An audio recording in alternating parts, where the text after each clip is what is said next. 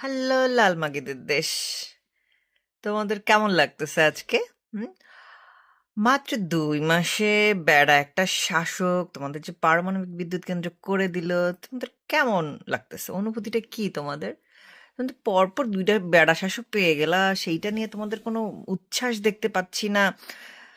এই যে আজকে তোমাদের গ্রিডে নতুন করে কারেন্ট যুক্ত হবে সেই রূপপুর পারমাণবিক বিদ্যুৎ কেন্দ্র থেকে।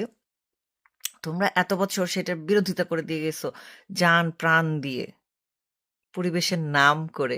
তা আজকে যখন এই কারেন্টগুলো যোগ হবে আমাদের প্রিয় বেম্পি সরকার বারবার দরকার।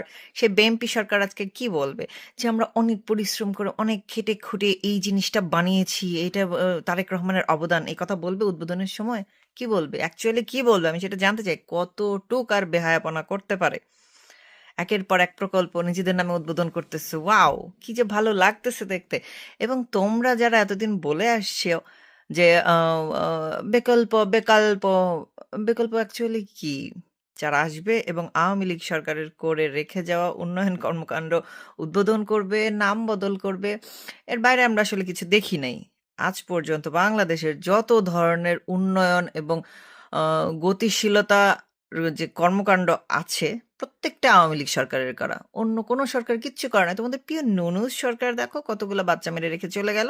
তোমাদের মুখে একটা শব্দও বের হচ্ছে না। কারণ তোমরা নুনুসের মুখে নিয়ে গগ গগ দেওয়ায় ব্যস্ত।